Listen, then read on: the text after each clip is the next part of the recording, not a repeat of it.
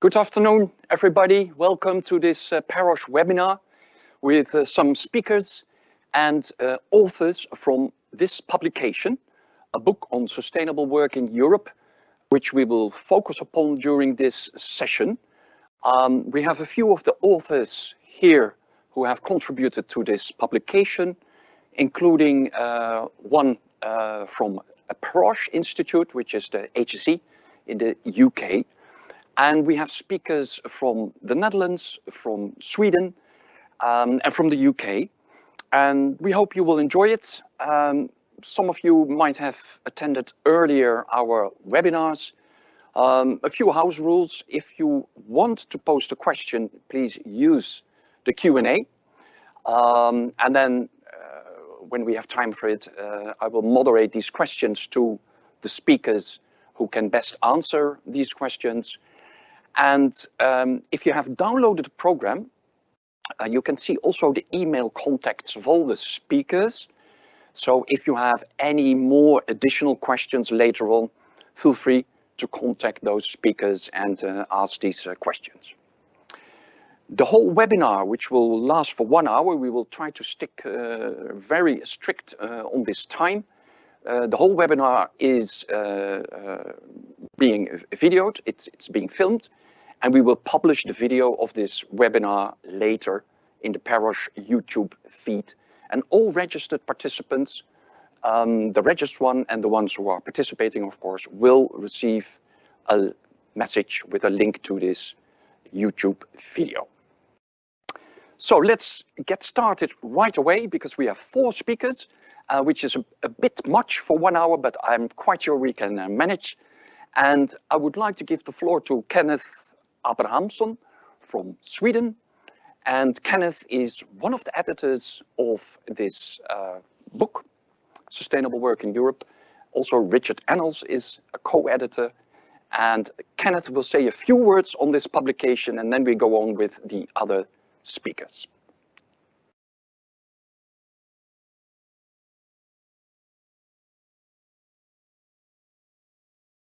Can you please share your presentation, Kenneth? And you are muted. Okay, sorry.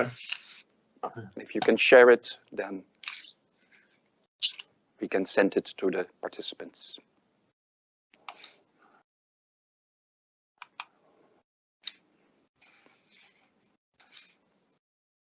I thought it was shared.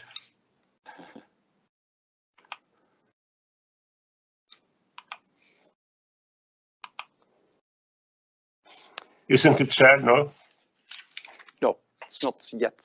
We are waiting for Kenneth Abrahamsson to share his presentation.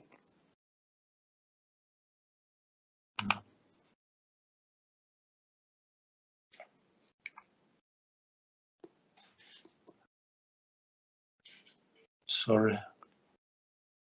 No problem. Take your time. Yes.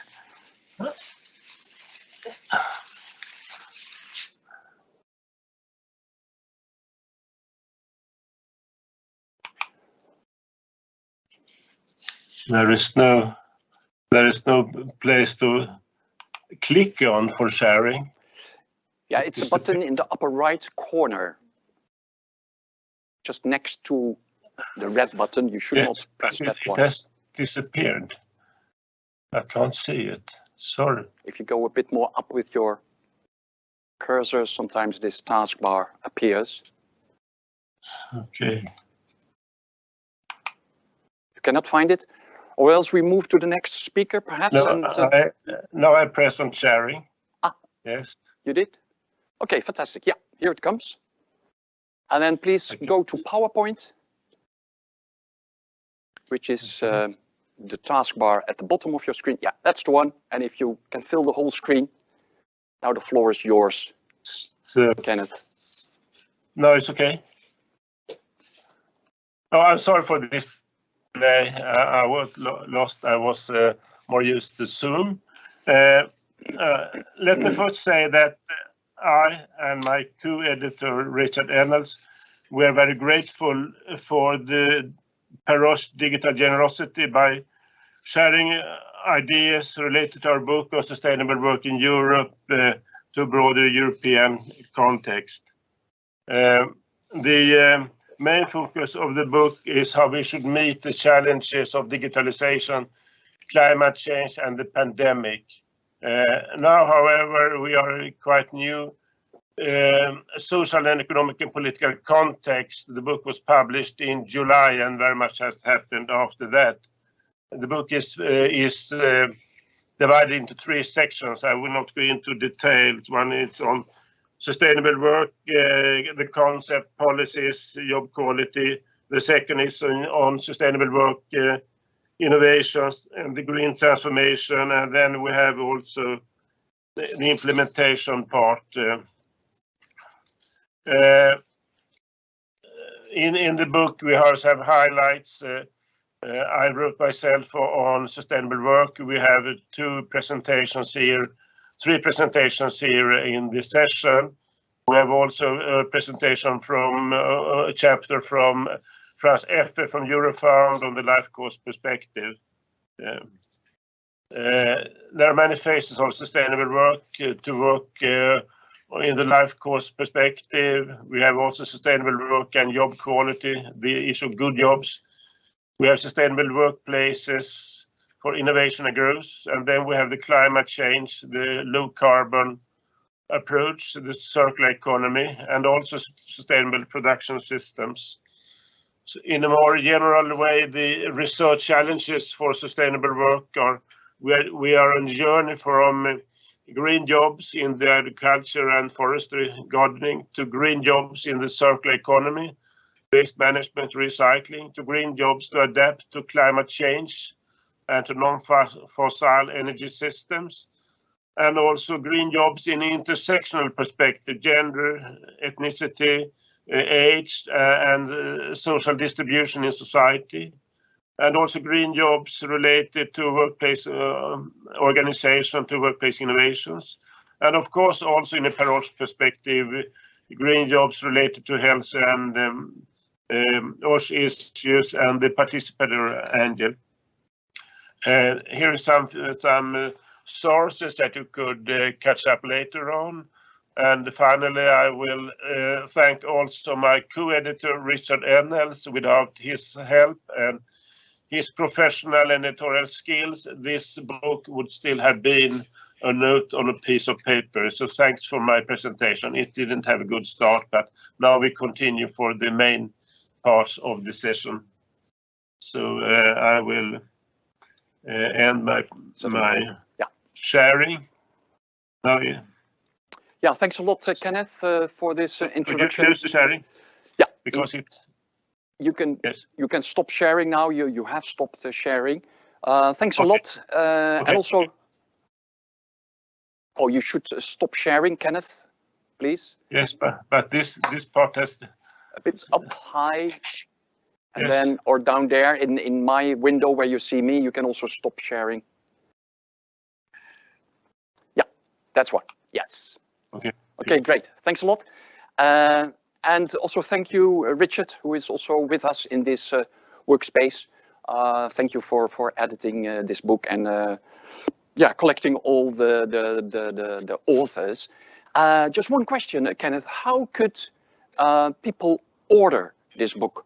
Can they send an email to you if they want to order it? There is on the end of my presentation. There were some contact details. To the publisher, Peter Lang publisher. Okay, fantastic. Okay. Or you can just go get on the title, Peter Lang. Yeah, okay, fantastic. Okay, so indeed, for those who are watching, if you have a look at the presentation, it can also be shared. You can see the contact details, and if you want to order the book, you can order it there. Then we will continue with one of the contributors to a chapter in this book. Her name is Maria Albin. And she is professor of occupational and environmental medicine at the Karolinska Institute in Stockholm, Sweden. And Maria has been really active also with the so-called Sustainable Work in Horizon 2020 platform. We were also collaborating there together. which has led ultimately even to a new membership from Sweden of the MINAC, which is the agency in occupational safety and health, which is the most recent member of PEROSH, which is really great to have the Swedish research community again joining in OSH, the European environment. Maria, you will share with us your most important findings. The floor is yours. Thank you very much. Thank you for the introduction and thank you for organizing this important webinar. I hope my presentation is visible. Maria, can you hear me? Maybe? Yes, I can. Yeah, move your microphone a bit away. Yeah, that's better. And now let's try again, or else the noise is distorted. Thanks a lot. Is it fine now? Yeah, much better. Yeah, thank you. So I'm going to focus on a core dilemma for sustainable work, which is two trends working in the opposite, different trends.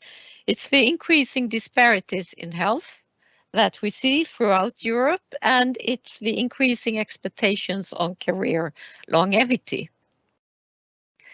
So I've chosen to illustrate the increasing social disparities in health by a graph which displays the remaining life expectancy at age 30 by the highest attained educational level for women in Sweden. But Sweden is just an example of the general trends which we see in Europe. The lowest line you see represents women with only compulsory education, and you see as we move through the years, there is very little gain in life expectancy, while for women of middle and high educational levels, there is a very important improvement. It's not only that life expectancy gets more and more unequal between social strata, it's also that health is affecting the work participation of social strata differentially. So here it's illustrated with silk data, so European data for men, and you see those with the highest educational level illustrated by blue lines, with the uninterrupted line or the continuous line illustrating men with a high attained educational level and no chronic disease, and those with a dotted line representing men with chronic disease and the same high level of education. And you see there's not much difference in their work participation.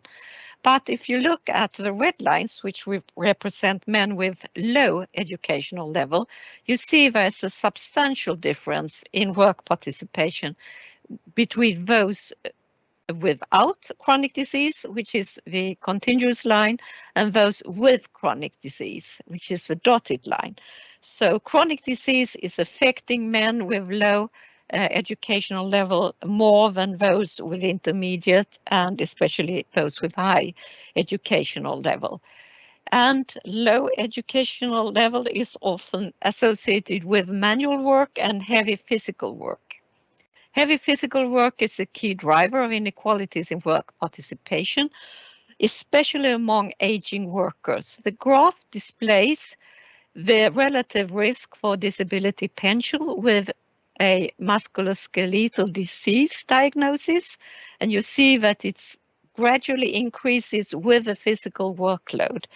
But not only disability pension because of these disorders are increasing with the physical workload. Also, disability pension awarded because of cardiovascular and respiratory disease are increasing with the physical workload. And that's simply because you cannot do heavy physical workload if you have a serious cardiovascular or respiratory disorder. You can't do that heavy work. We've also recently shown that a shift to lower physical workload decreases the risk for disability pension, and this is especially the case among older workers. So one could see physically heavy work as a stress test for work sustainability. The challenges are that the low exceeds individual capacity in many jobs, and this is especially the case in higher ages where it's also more harmful. A reduction of a physical workload works to reduce this exit and to promote work longevity. But there is a lack of both workplace and national strategies to provide these opportunities.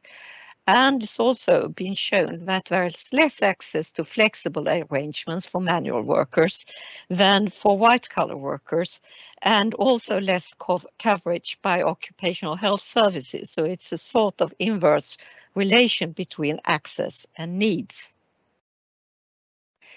We've also recently looked at the shifts of where hazardous exposures in terms of hazardous substances occur. So we've looked how those shifts occur in relation to the general shifts in the labour market. We then see that exposure to hazardous substances more than the labour market overall shift towards small companies, towards the construction sector and to immigrant workers. And away from sectors with strong occupational safety and health infrastructures like the manufacturing sector, and away from sectors which have a good coverage by organized employers and organized labor. This is illustrated by the graph, which shows how the proportion of those exposed to respirable crystalline silica, to wood dust, to welding fumes are increasing in small companies. These companies, at least in Sweden, have less strict regulation with regard to OSH. We also see a polarization of working conditions, and I'm just illustrating this by the increase in precarious work. We have defined registry-based and theory-based precarity as a combination of employment arrangements, insufficient income, and less likelihood of being covered by collective agreements. And we then found that from 1992 to 2017 in Sweden, this type of work employment conditions increased by more than 40%, and it's now 14% of the workforce, but it's differential. So for those born outside Europe, it's 1 out of 3, and for those with only compulsory education, it's 1 out of 4. And we also find that in prospective studies, these type of employment conditions are associated with higher risks for both cardiovascular disorder and for common mental disorders. One could also look at the COVID-19 as a stress test for occupational safety and health. And I think that there are now sufficient studies to say that essential workers have faced increased morbidity, also serious disease, as indicated by hospitalization, as well as increased mortality, and this has been shown for the Nordic countries and the UK at least. And this obviously shows that there's a lack of adequate risk assessment and safety measures, and also a lack of training and access to PPE. Temporary low-paid workers have, to a less extent than other workers, been able to stay at home when sick for financial reasons, as indicated by surveys performed by the labour unions. Multiple job holders have been a risk factor for spread of disease between workplaces, for instance, in the care homes, and that we have, at least in Sweden, observed profound disparities in vaccine uptake related to income, education, immigration, and job grade. I think this has all highlighted the interrelatedness between occupational safety and health and public health, but also the right to safe and healthy work, which has been codified on a very high level in several declarations. And I'd like to especially highlight what's on the lower part of this slide, the Article 34 in the Charter of Fundamental Rights of the European Union, which says that every worker has a right to work in conditions which respect his or her safety and dignity. And I think the COVID pandemic has clearly shown that we have a challenge here.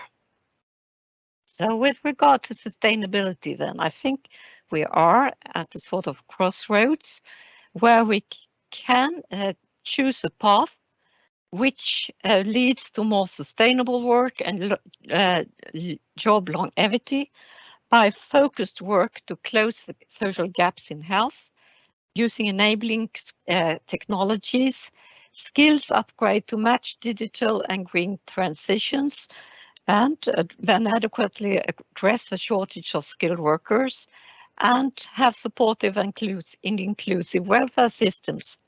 On the other hand, I think there's an obvious risk of a development in the opposite direction, which will lead to increasing inequalities and less sustainability, with increasing health disparities because there are no focused efforts to close them, the cost of living crisis, poor incentives for employers to offer sustainable work to low-skilled workers because they're all competing for the same jobs, inadequate policies based on averages and not on the most vulnerable groups, increasingly restrictive welfare systems, and also austerity measures, which means that we lose job participation due to, for instance, relatives taking care of elderly. The alternative is to use our untapped resources. If we look at working years lost by educational level, using the Netherlands as example, and we look again at those with low educational level, we can see that the years lost to unemployment is on average 6 years. The years lost to disability benefits is half of that, and to early retirement is 1/3.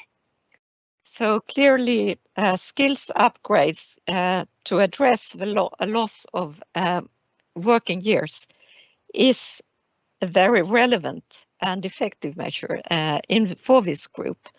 And I've also chosen to show the inactive population in working age due to caring responsibilities among females. And the first top bar is the average for the European Union, clearly over 20%, and then follows the countries which are above this average. So a lot to gain, obviously. So to sum up, workforce resilience and sustainable work can be achieved by known measures: age-conscious risk assessment at the workplace, preventive measures throughout working life, and preventive measures matching workers' needs, especially aging workers.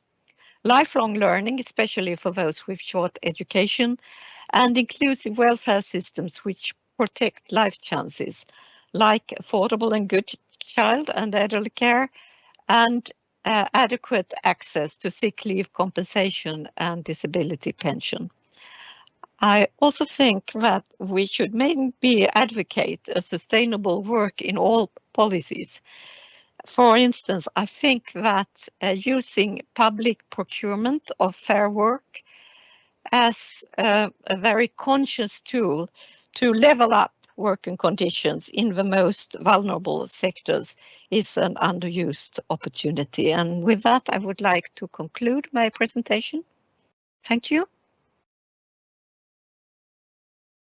Thanks a lot, Maria. It was really an interesting overview of this divide that we see between, let's say, roughly speaking, white collar, blue collar workers, and where apparently the COVID pandemic was a sort of stress test highlighting this. You're quite right. Blue collar workers had to had to go to their work, whereas white collar workers had the luxury to work online, which was also an explosion that we saw, of course, in online work. There was one remark, small question from my side, Maria. You made about small, medium-sized enterprises, that the enforcement of legislation was not so strong there, or more flexible, if I understood it correctly. Could you say a few more words on this? Does it mean that the regulator, the labor inspectorate, is a bit more flexible when it comes to small enterprises? What is the situation there in Sweden, I think you were referring to? This may be different for Sweden. So if you have less than 50 employees, it's not necessary to have a special safety committee.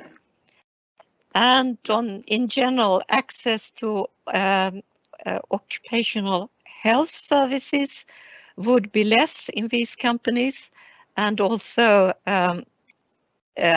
the in-house expertise on work environment would be less. Yeah.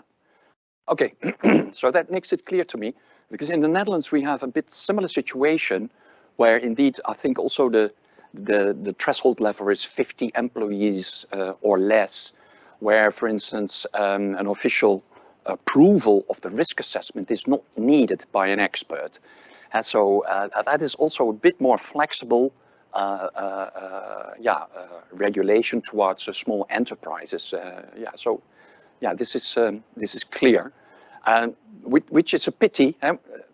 Of course, there is a resources problem. The labor inspectorate cannot go everywhere, but which is a pity, because you were describing that many of those risks can be found in these smaller companies, indeed. Yeah. Okay, thanks a lot, Maria. We will go on, and I would like to invite all our viewers, please post questions. If you want to ask a question to Maria or Kenneth, please do this in the Q&A, in the chat feed of our event, and we will see if we can handle this question. Okay, we will continue with Frank Pot, who is with us. Welcome, Frank. It's great that you can join us. Frank is Emeritus Professor of Social Innovation of Work and Employment from Radboud University in Nijmegen. I also studied there at Radboud University many years ago. And he is an honorary advisor of the European Workplace Innovation Network, EU-WIN. And Frank is also the former director of TNO Work and Employment. We are here at TNO. TNO Work and Employment used to be a part of this. Now the name has totally changed. And Frank was one of the initiators and also the first chair of PEROSH, of the network in Europe of Occupation Safety and Health Research Institutes. Frank, you will share with us your fantastic chapter with this reference being made to George Orwell. I think the good readers can recognize it. So please, the floor is yours. We are curious to learn from your findings. Thank you very much, and thank you for having me. Well, I think a lot of the risks that were mentioned by Maria come together in people who have monotonous and repetitive work. And well, this is not a problem of today, but it was already an issue 250 years ago when Adam Smith wrote his famous book. He noticed that machines and the division of labor were very important to have higher productivity and wealth. But at the end of his book, at page 603, he said, this will happen at the expense of intellectual, social, and martial virtues of the laboring poor. Fortunately, he also added, unless government takes some pains to prevent it. And he meant that the government should take care of primary education. That is what could be done. Well, the difference with today, we still have this dilemma of productivity and wealth on the one side and quality jobs on the other hand. The big difference with 250 years ago is that today we think that we can find solutions for that dilemma. Of course, we have organizational choice, as we call it. Here we have a bicycle factory in the Netherlands, where they have repetitive tasks of 90 seconds. That's not better than the picture below of 1925. Of course, the work is better because of the dangerous substances and things like that, but the job content itself has not become better since 1925. But it can be done differently, because in this bicycle factory, the operator manufactures the whole bicycle. So there is organizational choice. Both companies have the same technologies available. If we look at the automobile industry, most people think that automobiles are made by robots. And well, to some extent that is true. But at the end of the production line, at VDL, where they make this the minis, there is 1.5 kilometers of repetitive work of only 61 seconds. Of course, in automobile industry, there is some debate whether this could be done better in these kind of production cells. And it's amazing that the Germans are thinking about doing it, because there's a lot of experience in Sweden with that kind of production cells. Maybe they can learn from it. If you look at the meat industry, all of us have noticed during the COVID-19 pandemic that there was a problem, because the contamination, people work very close to each other and they have very bad housing. But surprisingly, nobody, at least in the Dutch newspapers, was talking about the content of the jobs of these workers. You don't know, but many of these tasks are less than 10 seconds. If we look at the warehouses, then first we had the audio picking, with the computer saying what you should pick. And now we have the glasses, the intelligent glasses, where on your glasses it is projected what you had to pick. This is at DHL. And after they introduced these glasses, the productivity went to 10% more. But this means that the operator has to pick 10% more items. So, and there's still a debate whether this is only efficiency or that it is also intensification. In agriculture, all of us are thinking, well, mechanization has gone so far that there's probably not much repetitive work anymore. But recently there was a research report by the Wageningen University, and they concluded that in spite of all the mechanization, there's a lot of repetitive work that will remain for the coming years. And even in very bad circumstances, there's very little space for the people to walk, because all the space is used for plants. And the atmosphere is not very good for people, because it's too hot and too humid.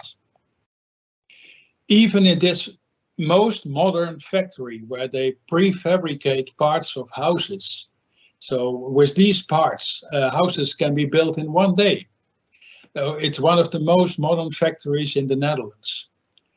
But most of the work that remained is repetitive work. That's surprising, because it's so modern. This is another example of monotonous work. You can do it from home. It's just to recognize images, and it is paid for $0.001 cent or so to do this kind of work. And it's increasing. It's not so many people in Europe do it, but most of them are in Latin America. But it's coming to Europe as well. Well, how many people are doing this kind of repetitive work? This is from the European Working Conditions Survey 2015. Most of you know that the next survey was held in 2020 by telephone because they could not do it in 2019 because of the pandemic. And the results are being published in the next couple of months. There is already one report published last week, but not with data on repetitive work. But in 2050, the most important is that in Europe, 26%, 1/4 of the workers have tasks of less than 1 minute. Did you ever think about that?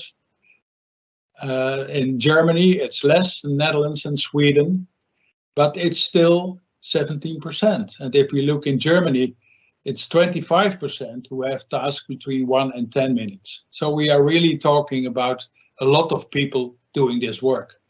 Why should we reduce it? Well, it's contrary to human dignity and human rights. Tomorrow we have the International Day of Human Rights. It does not comply with the social development, sustainable development goal number 8. More practically, it's a waste of talent. And it increases, as all of us know, the risk of physical and mental health complaints, including alienation. It's about the opposite of sustainable work. So why does it persist then? Well, people refer to global competition and efficiency. They say, well, new technologies will make it disappear, but that's not true. We know from research from German colleagues from Dartmouth University that new technologies do not make it disappear because new monotonous and repetitive tasks emerge. Managers have a lack of knowledge of alternatives. They do not want to change power relations in the factory. The hierarchical structures will remain. Well, we have a kind of legitimation in our meritocracy that the people who do this simple work, that it should be good enough for them. That's the kind of idea.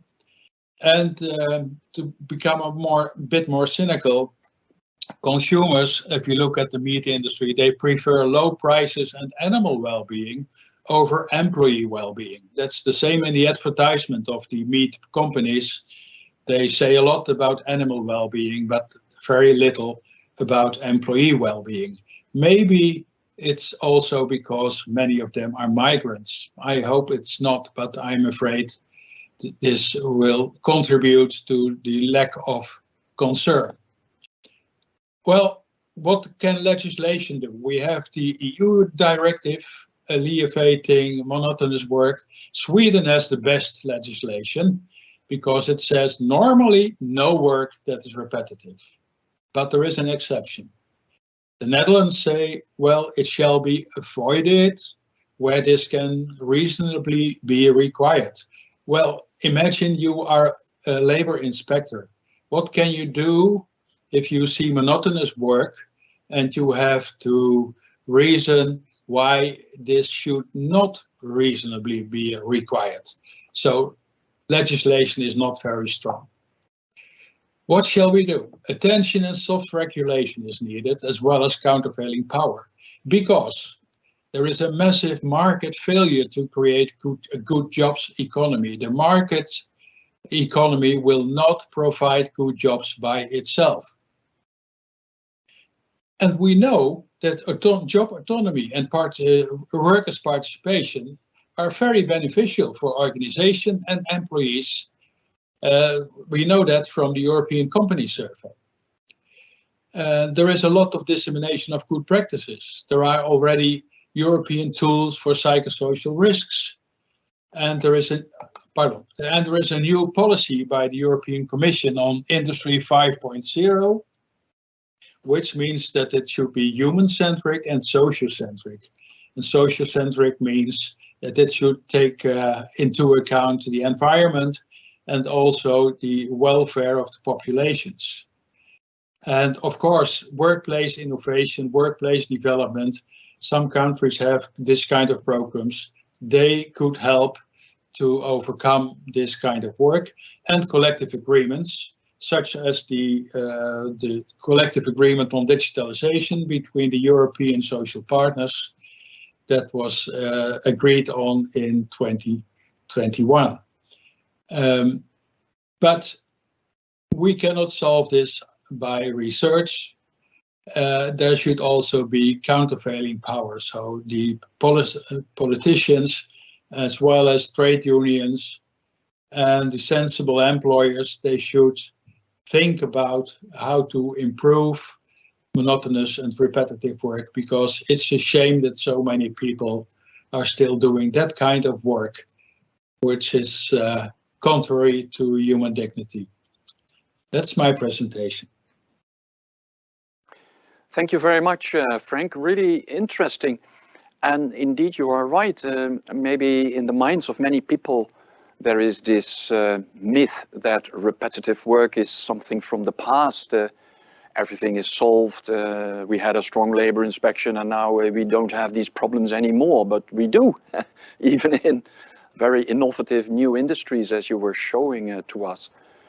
I was just wondering, you gave some examples, but would, let's say, stronger enforcement also be a solution, despite the lack of resources, of course, to have a lot of these campaigns? What do you think, apart from legislation, of course, soft law, and that also stronger reinforcement would be a solution?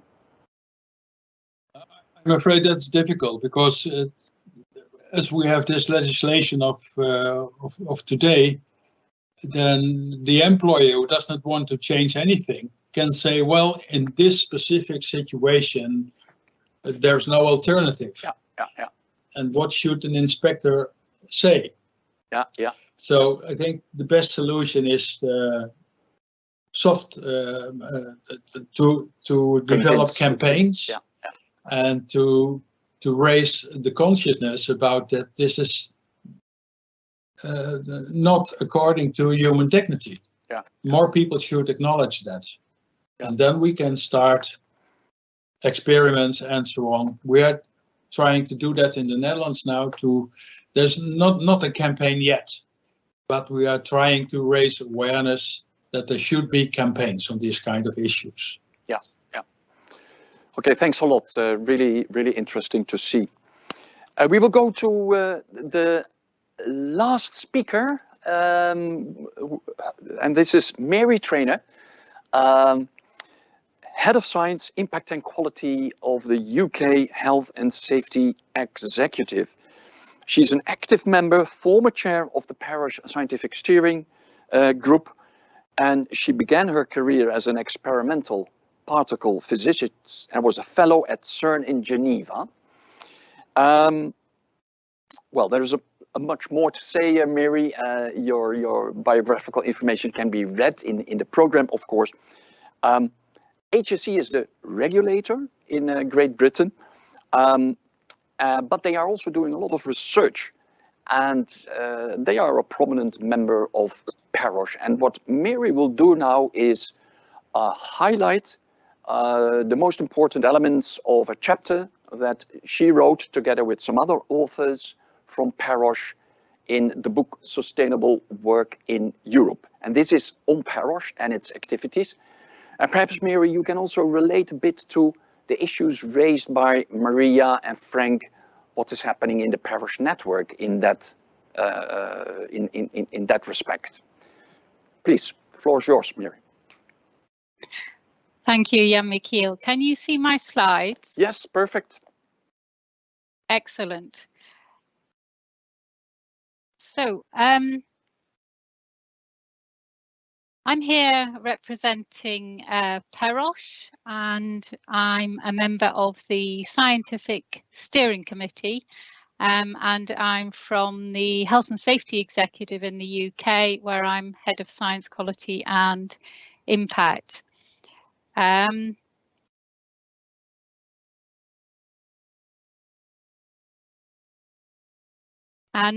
it's an honour this morning to be joining Kenneth, Maria and Frank.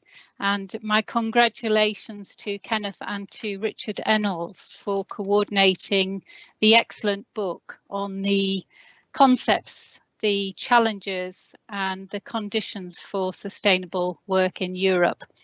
So what I'll be doing is giving an introduction to the distinctive role of the PEROSH Institutes and give a flavour of how we work in our research partnership to enable healthier and safer workplaces.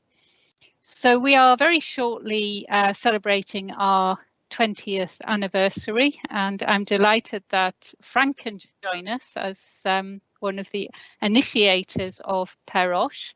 And today we have 14 research institutes on the continent of Europe.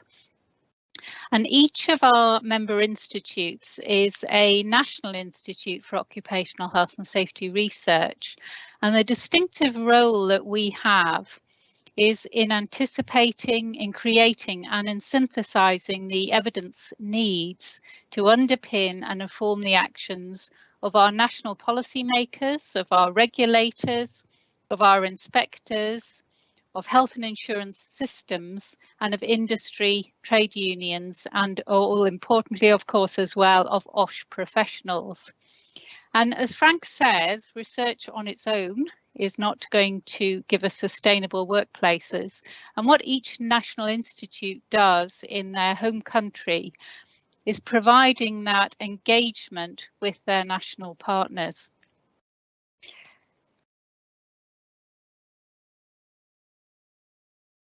So this is our vision and our mission, and we founded PEROSH really in recognition of the opportunity we had on the continent of Europe to better exploit the synergies and the roles and research activities that we have, and also to gear our national research funding through collaboration.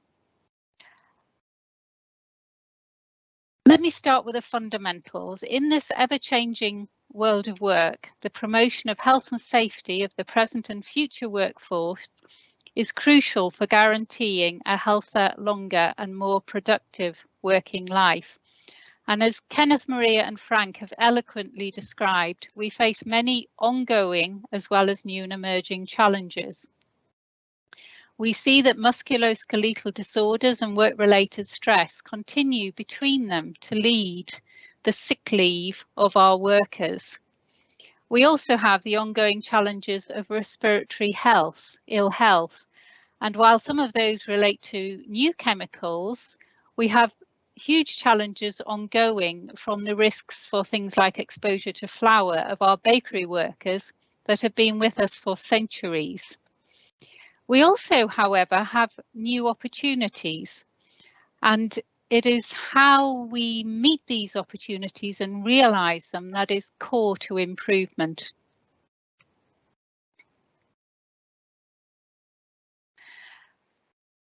I wanted to start by talking about how we work in partnership.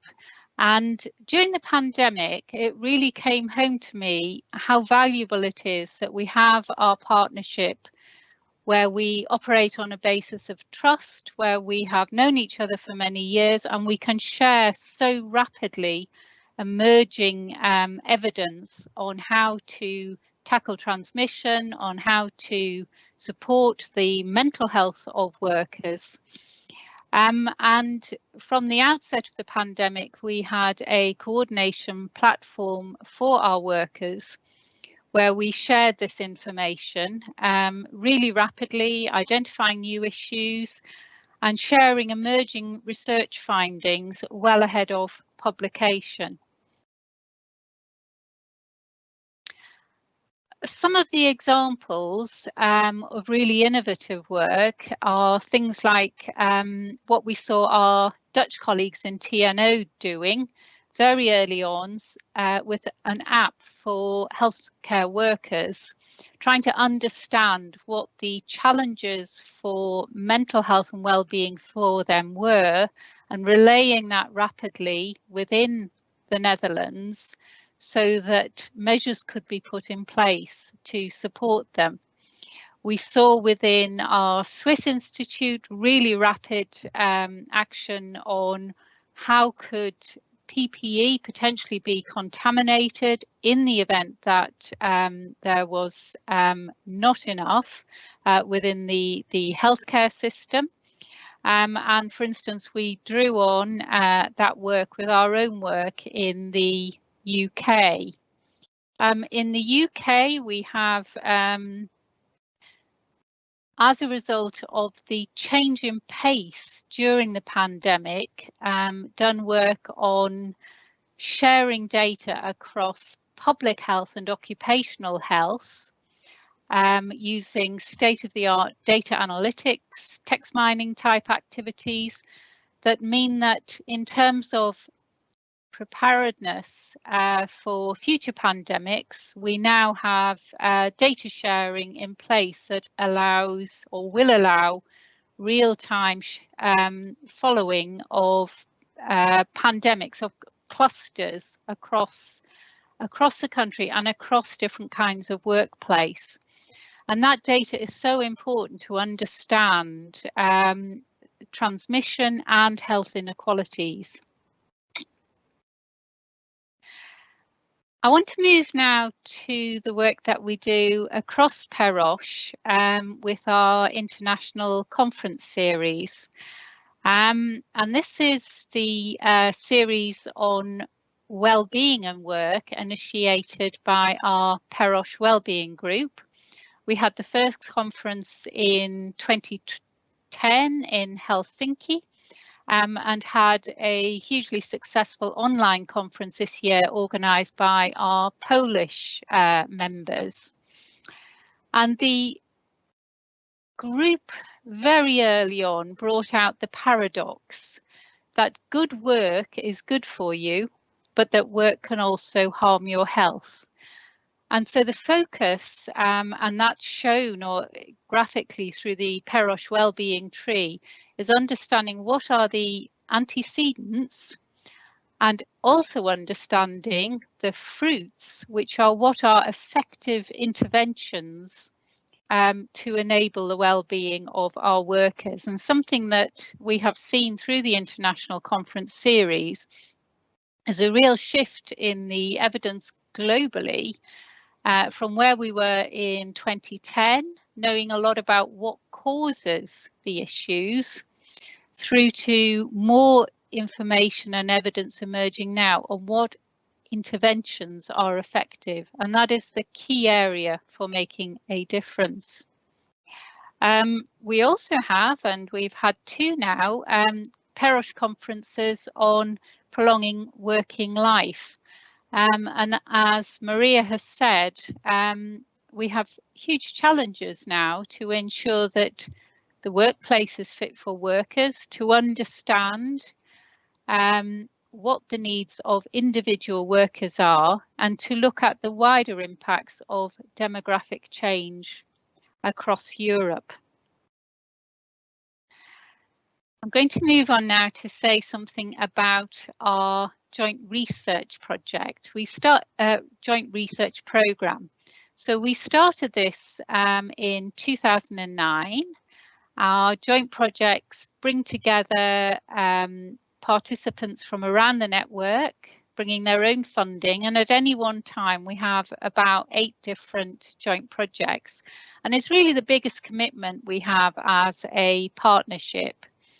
It allows us to avoid unnecessary duplication of research activities, but also to really realise the synergies of the work, the interdisciplinary approaches that we can take by bringing together the huge diversity of different technical disciplines, different expertise that we need to do to solve real-world issues. The sorts of projects that we have are quite varied. We have some which look to setting strategic direction, understanding what are our common research needs and priorities.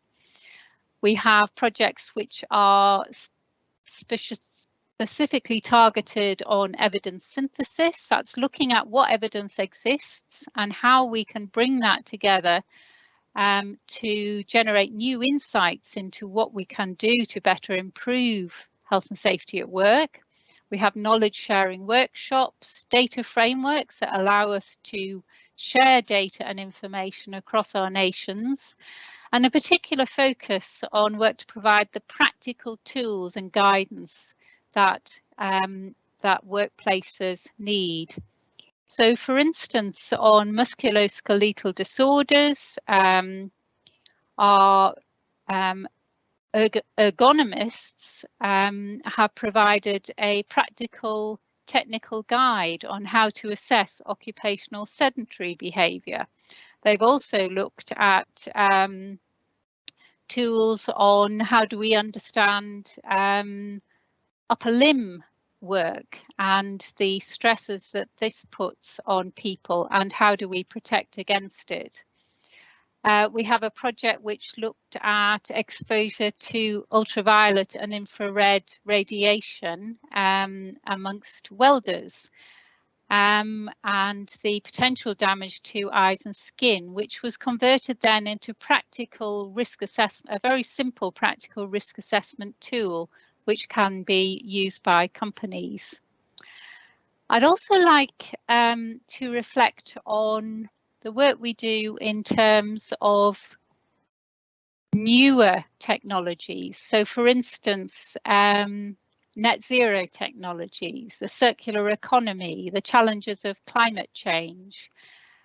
And we have on our PEROSH website at this moment news from institutes on how this is being looked at. So, for instance, we have research on recycling of batteries, of other e-waste, of the challenges that we see to the safe operation of anaerobic digesters, which have great potential for work for waste to energy conversion, but where we are seeing that in practice, basic knowledge about simple, well-known hazards such as methane that can explode or catch fire, such as exposure to hydrogen sulfide, which can asphyxiate workers, is not being transferred to the companies, including farms that need it. And this is just an example of some of the many projects that we have undertaken within PEROSH. So finally, on outreach, each institute within PEROSH engages with their national partners, but we also operate to engage with partners across Europe, EU OSHA, Eurofound, and internationally with the World Health Organization, ICO, the International Labour Organization, and the Sheffield Group, which is other occupational health and safety research institutes internationally. And finally, as well as looking at what are the challenges for occupational health and safety, let us keep that focus on what are the opportunities. How do we transfer knowledge and lessons learned from well-known industries and hazards into the new sectors and technologies who may not know how to handle them? How do we maintain our focus on foresight to make sure we're anticipating the challenges and acting to enable health and safety in new ways of working and technology? How do we make sure that we are deploying effectively new and enhanced technologies to understand and protect workers? And most importantly, ensuring that we are working in partnership to generate knowledge, to make it accessible, and to inspire others to use it. Thank you. Thank you, Mary. Again, a really nice overview indeed of what PEROSH is doing and how it is related to what the earlier speakers raised. I'm really happy to hear that you were referring regularly to our website and the repository. I would like to invite all viewers of our event, have a look at the website, subscribe to our newsletter and events, and then you will get this information automatically in your mailbox. And have a look at the repository, because indeed so many publications that we have jointly produced are available there for free, downloadable. And this is also one of the answers to a question I received from a participant who was asking, can the presentation slides be shared? Of course, they will be shared. This whole webinar will be on video, so you can have another look. But the slides will be also submitted to the PEROSH repository, and then you can download them and have a look at them more in detail. So thanks a lot, Mary.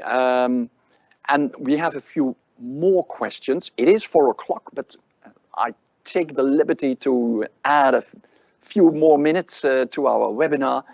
There is one question to you, Frank, I think, related to your presentation. The question is, in some places, robotics can decrease repetitive work. But on the other hand, it destroys unqualified jobs by these technologies. And can you comment on that? That is the question. Well, of course, that's true. That's happening.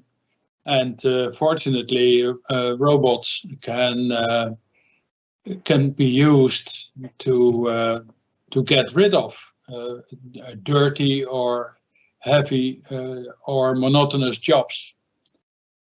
But at the same time, there is still a lot of work that is repetitive.